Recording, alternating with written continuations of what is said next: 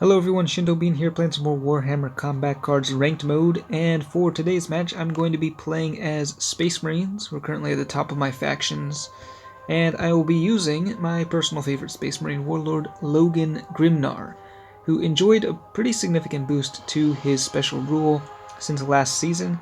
He now does 150% of any excess damage that gets passed over onto the next lane whenever he kills something with a melee attack. So a pretty solid special rule now, I think, a lot stronger than it was when he first came out. I currently have him at level 5, so he has a high melee attack with a pretty good furious charge.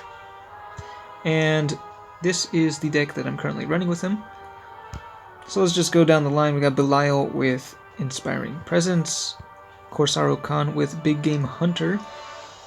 Got two cards with Scout, Melee Scout, the Cyberwolf and the Outrider.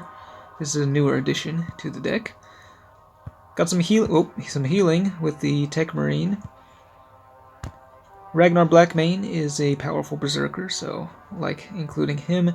And then finally, we've got the Vanguard Veteran with Target Acquired. Now, Target Acquired can be a little tricky. It's not really my favorite trait, but it can combo pretty well with Logan if you're able to set up a nice combo. So we'll try to see if we can do that this game. And so let's go ahead and deploy. And since they changed up the matchmaking, I've found that I'm facing a much wider variety of warlords in rank. So it's definitely been a more positive experience, I think, than it was in the past. Ooh, but this time we're up against Canoness Veridyan, who is one of the strongest melee warlords, I think. It looks like she's at a pretty high level. 3 shields on Canoness herself, so that's really going to hurt. Logan's not going to be able to do a whole lot to that. So, not a great starting hand either. Put down the Cyberwolf first and see what they deploy. We do get the first turn with the initiative. They've put down the healer first. Let's go ahead and drop down Blackmane. Alright, we've got some endless units. So these guys I don't think really combo particularly well with Canoness Veridyan. But, I don't know if I really want to waste this right now. I guess we'll just put down Corsaro Khan and see if we can do something with him. So, that was a surprising card there. I've never seen someone use this guy with Canoness Veridyan. Interesting choice. May prove to be pretty good though with against my melee deck. We'll see. I'm really kind of curious what other units this guy's running now. Mr. M is the name of the player. Alright, so the card deploys, and then...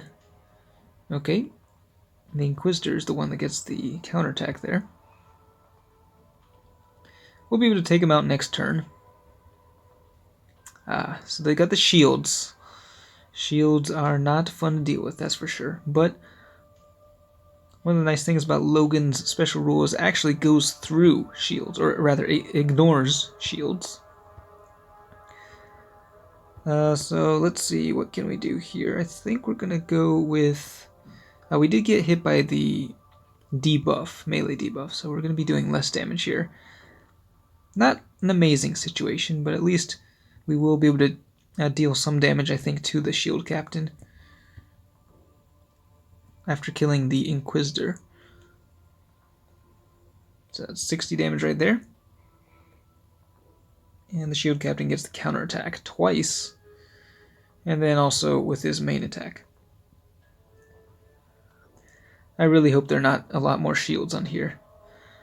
Alright, they've got Taunt, and the Death Rider with Furious Charge. They're going for the ranged attack now. Charging up a strong melee attack though, so whatever deploys next, if it's a strong melee card, it could deal a whole lot of damage. I don't know, how much damage can this guy actually do with the Scout? Sure, we'll just put down the Outrider for now and see what he can do. The big game hunter is not really doing anything. Haven't seen a single card with single 40-point card on the field yet. 81 damage, and okay, that's actually really good right there.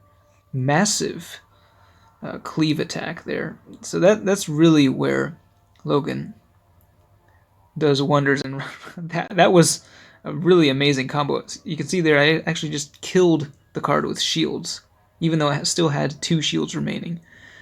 So if you can hit the neighboring card hard enough, you can do crazy stuff like that.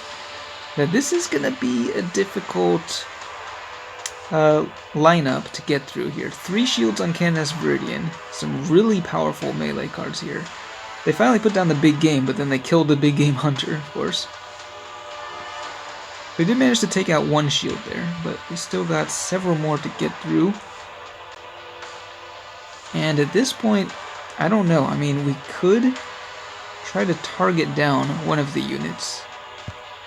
Let's see, they are getting inspired. I'm gonna hold off on it for now and just go with the ranged attack, just to try to work down the shields on Canoness Veridyan.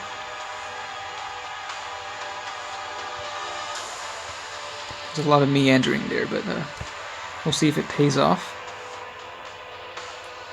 Now they used up their big melee attack, so they won't be able to kill Ragnar or Belial on the next turn, I think. They're actually going ranged. Okay. Alright, this is looking better. I think actually, yeah, we can probably win the game right here just with Logan. But I do want to see this thing. See if we can pull off something crazy here. So I'm just going to try the target acquire just for fun. It's a bit risky. But we'll see what happens. So now everything's going to target Celestine. We'll see how much damage that we can pass over to Canoness Veridyan. Here we go. 76 and then 156. Cleaving for 128 damage right there. Pretty amazing attack. And then they will kill off Blackmane with the counterattack, but then I can deploy Logan, and his Furious Charge can easily chop up Canoness Veridyan and end the game. Interesting deck that they had there. I'm interested in why they decided to put that big Psyker in there. I guess the idea is to charge up a really big melee attack that you use later on to just wipe out the most powerful cards. It does make it a little bit trickier when you're playing against that controlled by the AI, but did manage to win, even against a triple shielded Canoness. So yeah, let me know what you think of Logan. I know in the past I've seen a lot of people kind of complain about him, or say that he was underpowered. He has been buffed several times, and now he's a lot stronger than he was. I think one of the main issues with him is that, and it's an issue with a lot of these high point costing warlords, is you need to have the warlord itself at a higher level because it takes up a good chunk of your deck points. At the lower levels he really doesn't do very much damage. He has a decent amount of health, but it's not until level 5 that he really starts to become deadly himself. But I do really enjoy using his special rule. As you can see there, we were able to just slice through something with full shields, and also just do a whole lot of damage with those cleave attacks. It's a lot of fun to try to set those up. So that's it for this one. Thanks for watching, and I will see you next time.